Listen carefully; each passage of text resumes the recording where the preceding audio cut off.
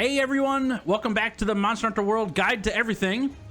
This is episode 2, and we're going to be talking about the Smithy here today in this episode. If you're looking for the Smithy, you can take the little chain elevators up to the second floor, and it'll take you over to where the Smithy's at. It's this big building with the giant forge here in the middle.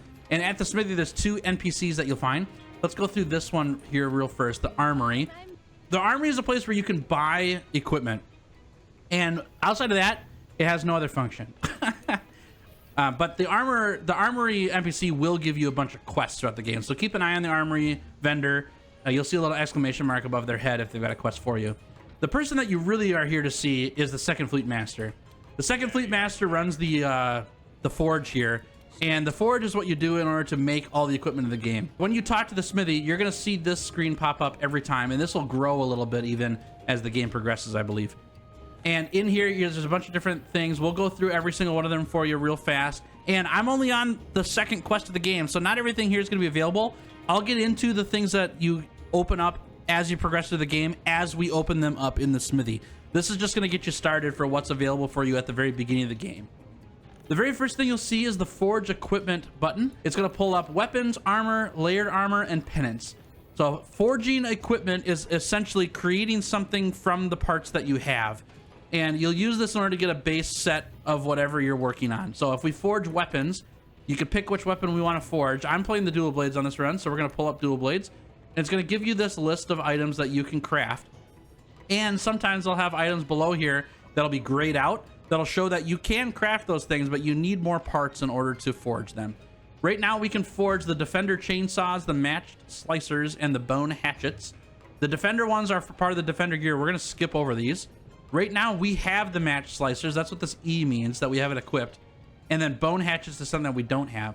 On the screen, you'll also see a bunch of other numbers and indicators. Let me go through them real fast.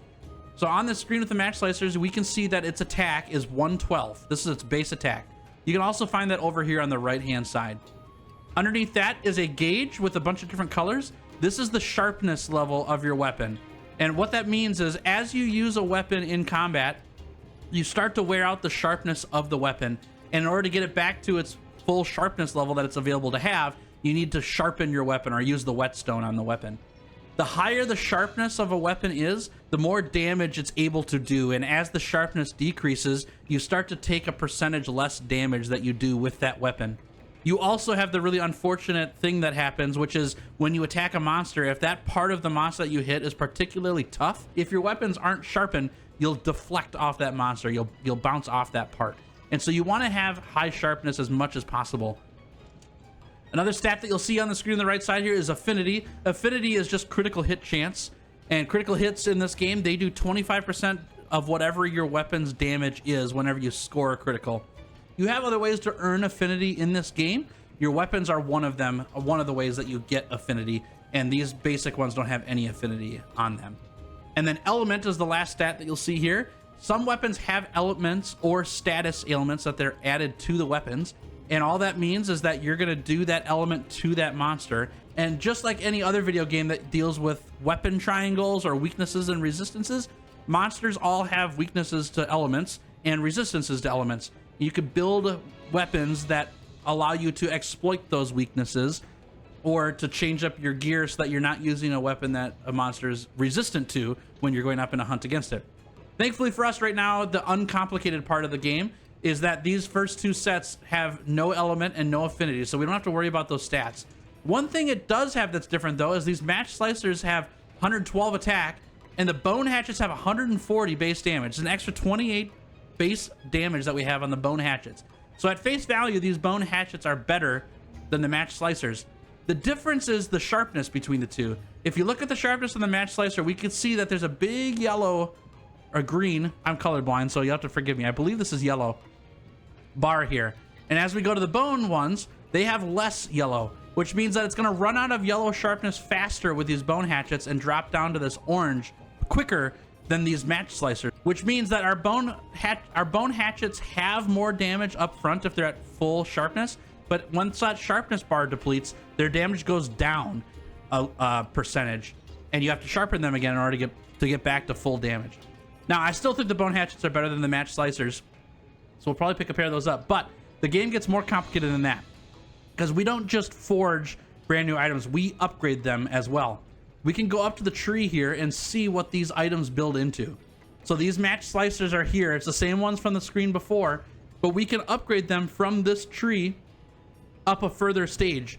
And you can see that we're not able to do the upgrade here. We have to go into another page on the Smithy where it says upgrade weapons, but it's showing us that if we were to upgrade these match slicers from match slicers 1 to match slicers 2, we would see the base attack increase to 126, right? It starts at 112 and then it gets a bonus of 14 base attack.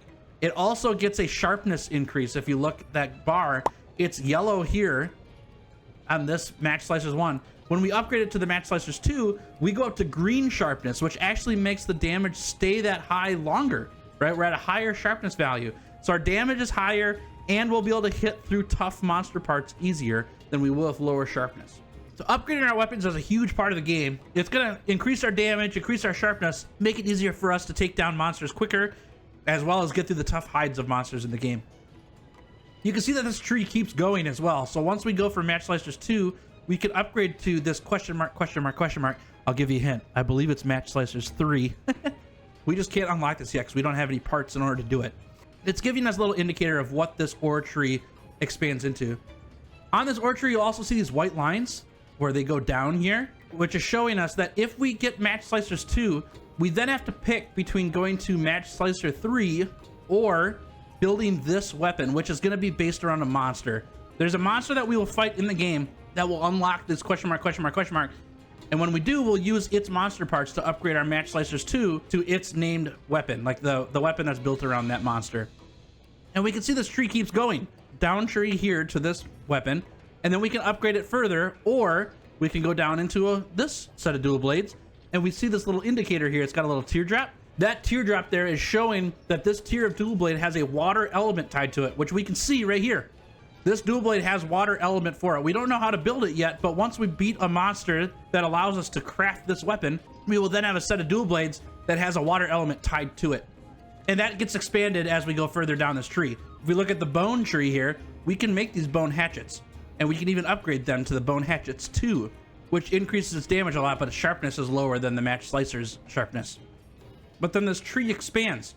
We can go into the bone hatchets 3, or we can go down the tree into another water element weapon. We can see that it's a water element because of this teardrop. Or if we stay in the top tree, get bone hatchets 3, and then go down, we've got now a fire element here. And this shows that these dual blades are gonna have a fire element tied to them. If we want more details about how we can get in all these things, we can actually go back a screen to the upgrade equipment button and click on one of our dual blades. So if we click these match slicers, now we're back into this tree, but it shows what we need in order to upgrade these weapons. So right now we have match slicers 1. We can upgrade them to match slicers 2 by spending 2 iron ore, which we can see right here. The required materials is we need iron ore times 2, and we have 5 in our pack. It's also going to cost us 200 zenny to make this upgrade. Let's just do it right now to show you how it works. We click here. We're going to use the materials of the 200 zenny, and we'll be able to proceed.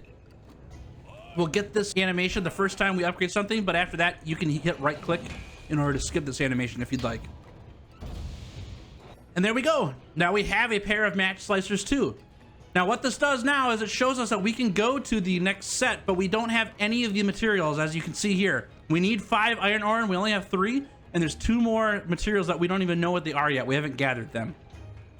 We also unlocked this part of the tree, which we can see here. These are monster parts, and they're from a monster we haven't fought yet. But once we get those monster parts, then we can upgrade into this set of dual blades as well.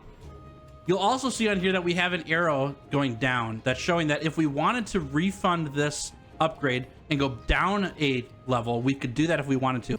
If we did, we would get these 2 iron ore as well as 10 zenny we would have to pay in order to do the refund. And you might be asking, well, Tails, why would you want to refund an upgrade? Well, sometimes you get into these trees. So let's say if we go down this tree and we built this set of dual blades right here, and we realized, man, we really didn't want those dual blades. And instead of crafting a whole new set of dual blades up, we could refund down so that we can get down to this tree and work our way through this one if we wanted to instead. So it's a pretty niche case, but sometimes you need the parts and sometimes you upgrade it on accident. It just gives you an option to do that. All right, so there's your weapons and how you forge them and upgrade them. Now let's make it even more complicated and look at our armor. We can go to the screen here and click Forge Equipment and click Armor. and that's going to show us all the armor sets that we now have available to craft. The little boxes here on the corners of these are showing that things that we already have crafted. They're in our item box already. The E is showing what armor you already have equipped. So we already own these chainmail sets, and they're on our character right now. The exclamation marks are showing you what we just opened. So because of our first quest being completed, we open up the ability to craft the hunter set, the bone set, and then this harvest set is from an event that's going on the server. Every armor set has 5 pieces to it: a helmet, a chest piece, pair of gloves, a coil, and boots. And so we actually can craft one of every type of these and equip them to our character. Right now we have this whole set equipped, but if we wanted to, we could set up our own little build of stuff, of armor. And yeah, it may look like a mismatch here. It's kind of an interesting setup, but it does allow us to mix and match our armor sets up so that we can get different skills and defenses on our character as we see fit. All right, let's go back to what we have set up here. Other things that we'll see on the armor, if we hover over, let's hover over the chainmail trousers here. We could see over here on the chainmail trousers what these trousers give us. So first off, we can see that's giving us 2 defense, and then it's also giving us 2 extra defense against water attacks. So when we get hit by any attack from a monster that does water damage, we'll have 2 extra defense versus that attack. And every armor piece has these stats, right? So for this set in particular, we're getting a bunch of water defense. It's going to be 10, right? Because there's 5 pieces that all give 2, plus our base defense is 2 as well. Now, armors don't just have defense capabilities. It's not just about the defense points, though early on in the game, the defense matters the most, arguably, I think, because you're trying to outscale how much damage the monsters do to you. So if you can add more defenses, you're going to get through the game quicker. But there's also skills that the armors add to your character that do different things as well. So with this chainmail set, you can see that these are all basic. They just have 2 defense, 2 water. But the helmet has a skill that's added. It says Master Gather. And if you remember from my last video, I was mentioning that the chainmail gear lets you gather things out in the field faster. It's because of this armor skill. If we hit the control key, we could see what the skill does. So this is showing us that the Master Gatherer skill at level 1, which it only has 1 level in it, it says that it speeds up gathering and prevents knockbacks while gathering. So it allows you to gather more quickly, and it also prevents you from getting knocked back while you get attacked when gathering things. So it's just a good gathering set so that you don't get interrupted while you're out in the field. All of the armors in the game going forward, the leather and the chainmail sets are the only ones that don't really have skills tied to them. All the armor going forward has skills tied to them. You could see every individual piece has a different skill tied to them. They're all listed on the skills. And right now, there's only 1 skill, but as you progress further in the game, there's going to be multiple skills that those armor pieces show. So for example, this is probably one of the best early game armors that you can get. We're going to craft this right away, but I'll show you what it does here. So we can see that in order to craft this piece, we would need to spend 2 monster bone S's and 2 ancient bones, and thankfully we gathered those from those bone piles in our last quest. And this armor piece will provide us 6 defense, 2 fire defense, 2 thunder defense, and 2 dragon defense, and give us the skill health boost. And health boost is seen here that it increases our maximum health by 15, and as we put more points of health boost into our build, it'll increase that number. So if we get a 2nd point of health boost, then our max health goes up by 30, and if we get a 3rd point, then our max health goes up by 50 total. It's not all of these added together. This is total. This piece of armor itself is really, really good early on, because the thing that you need the most in a quest is HP, so you don't get carded to the monster that you're hunting. So we're gonna go ahead and craft this by clicking here, clicking yes. We'll skip through the crafting animation, and now you'll be prompted to equip it now if you want to, which we will, and that'll change the look of our hunter. But now we have this bone helm equipped, which if we back out of here, we can see our equipment info under here. It now shows that our defenses are at 15, and we have 2 fire, 8 water, 2 thunder, and 2 dragon defenses. As well as if we hit the C key, we can scroll through what our skills have. We have this skill equipped to us, which gives us a max HP of 15. And you'll notice that when we get into our quest later, that our max HP looks higher than normal. It's because we have 15 extra. So that's how you forge armor and weapons, and that's kind of the whole crux of the game, is forging these things or upgrading these things in order to make your character stronger. You can see how the game can get really complicated because you have 5 pieces of armor plus a weapon to think about in order to get armor skills set to your character, as well as defenses set up and attack damage values and criticals and elements and all that stuff. It's actually a really fun way to play the game. You can get overwhelmed with it if you want to. You can also just play, you know, what has the highest defenses and just be super tanky and go at it. And then as you get further in the game, you're going to want armor skills to beat the specific monsters that you're going up against. For now, we're going to put together the best that we got with the materials we have, but we won't be able to craft everything. You can see some of these are grayed out, and it's because we don't have the part for it. These gloves here require 2 Kestodon shells, and we haven't even seen a Kestodon yet. So if I wanted to build them, I got to go fight some Kestodons and get their shells in order to craft these gloves. But for now, we're going to get this bone helm for sure. We already made that. And then I also like this attack boost. Early attack damage is nice. So we'll take this and get this crafted and equipped. Boom. And now we have a bone helm and a bone mail. We can't craft any more of these or this event stuff. And then these hunters ones we don't really need right now. So we're just going to stick with the chainmail stuff that we have. And now we have our first armor set all set up and ready to go. We click escape and go to equipment info. We could see what all we have. We have an attack boost, level 1, which gives us an attack of +3. So our base attack has gone up by 3. And the more levels of attack boost we put in, we start getting more of these bonuses. We also have a base health of +15, which is much better than where we were before. Make our weapon hit a little bit harder, and we'll be able to take more damage. We can see that up here as well. Our health has gone up to 115 versus 100. All right, what else can you do in the smithy? The rest of the stuff is kind of lower key, but it still matters. Under Forge Equipment, there's another one here called Layered Armor. Layered Armor is your way of making your armor look how you want it to look without changing what the stats of the armor are. And you unlock the layered armors as you go through the game and defeat monsters or do different quests. Right now, we have access of creating this harvest layered armor, which if we press the M key here, we can see what it looks like with each individual piece, right? So if we want to look like a little Halloween witch, I guess, we could make this layered armor, and we would have the stats of the old armor that we just had on, but the look of this armor. Early game, this stuff is just a way for you to burn your resources. But later on, Fashion Hunter is the true end game of the game. It's to make your character look awesome, and so you'll be using layered armor a lot there to make your armor look really sick. And then pendants are things that you add to your weapons. So it's something that dangles from your weapon and makes it look neat. So if we had one more fun fright ticket, we could craft this vampy night bat pennant, and it would give these little like red bats around our character. So it's all cosmetic for these last two. In the upgrade equipment tab, we can see every single piece of armor and weapons that we own in a box, and we can sort these by hitting the tab button, and it has a different ways to sort. I like to sort by equipped most of the time because this is the stuff that I'm using. So these are all the gear pieces that we own that are equipped to us. We own all these other ones too. They're in our bag, but we don't have them equipped right now, so they're sorted after. And you'll see that it's the other set of armor that we didn't pick at the beginning of the game, as well as the other weapons that exist in the game. If we click in here, we can do some upgrades. This one here is going to show us the tree, so we've already gone over that. And this one here is going to show us how we upgrade our armor. And all that we do to upgrade armor is we spend armor spheres, which we earn in a variety of ways. I'll tell you all about that in another video. When we spend an armor sphere, it ups the level of our armor. So I'm going to go back to 0 there. You can see here that we need 1 point to upgrade this armor to level 2.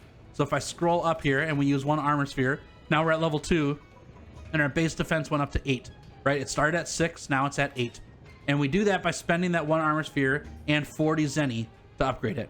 I'll spend both my armor spheres to show how this works, but you'll earn more armor spheres than you can hold on to later on in the game. Early on, they're a little harder to come by, so I wouldn't just use them on everything that you have. But if you're having trouble surviving monster attacks, come to the upgrade part of the smithy and throw armor spheres into your armor set.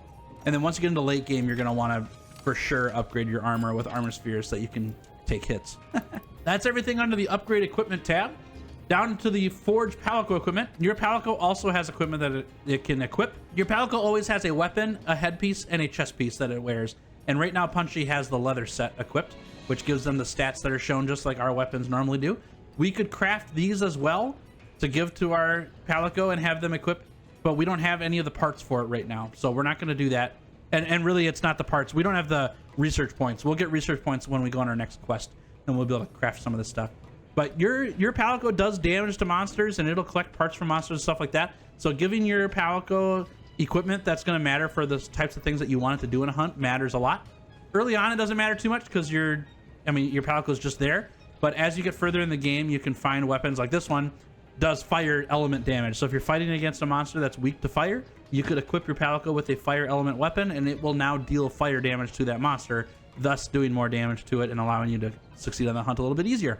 All right, customized bowgun is for everything for your bowgun users, and this is ways for you to do different attacks or ammo types with your bowguns. There's more detailed guides on this from RX Gaming and Terroriza when they put out weapon guides. And then managed kinsects is just for the insect glaive, and essentially what you do here is you need to get kinsects to do different kinds of attacks or different kinds of damages to monsters. You start with these 2 kinsects, and then you can get additional, and then you nurture them by feeding them items and stuff in order to increase their power and all that stuff. So it's just like upgrading your weapon and armor. You do the same thing for your kinsects. That matters specifically for our insect glaive users, and you can find guides about that from channels I've linked in the description. And then lastly, if you want to change your equipment, you can do that here if you'd like. So you can pull up your hunter, it'll show your weapon here, and it shows all the weapons that you own. So you can just click these and equip the next weapons that you'd like to use. We'll stick with the dual blades. And then there's also your armor box here with all the armor that you own that you can equip right from the screen if you'd like. Let me show you something here about the smithy that's also really important. Let's say that we want to craft these bone dual blades. So we'll go in here and we'll get these bone hatchets. And we're not going to equip them right now for the sake of the tutorial. And then we'll go to upgrade equipment and go find those hatchets. They're always at the end of the list. So we'll put them right here. And let's say that we need to go collect parts in order to upgrade these hatchets. You can see that we need 2 monster bone S's and we only have 1. If we want to be notified for when we find that monster bone S and that this weapon's now available to craft, you can hit the R key here and it pulls up a wish list, and you can register that weapon to the wish list. And then whenever you collect that monster bone S, when you have the parts for it, it'll pop a notification up on your screen, and it'll show you that you have the parts you need to craft it, so that when you're done with your quest, you can go to the armory or to the smithy and you can craft these weapons up. You can do the same thing in the armor tab as well. So if I go to forge armor and say I really want these gloves, right, but I need 2 monster bone S's and 2 Kestodon shells, I can click the R key on these gloves and add them to my wish list. And now whenever we pick up one of those parts out in the field, it'll give us a notification about it. So it's a pretty easy way for you to sort through what you want to build when. So that's everything you can do at the smithy. It's a really sweet part of the game. It's complicated up front, and my suggestion to you if you're just starting off is just build stuff. Like, it doesn't matter. Just build stuff that looks cool. And then you can get into the nitty-gritty with the numbers and the skills and stuff as you go and progress further in the game, because there'll be more stuff available for you to look at further in the game. And then outside of that, frequent the smithy. Come back here a lot. If you're having trouble with a monster or progressing, like you're just getting beat or you're getting one shot by a monster, it's likely because you haven't upgraded your armor or your weapons recently. Make sure you upgrade all the time. I like to go back to the smithy after every single quest to see if there's stuff that I opened up that I didn't have access to before.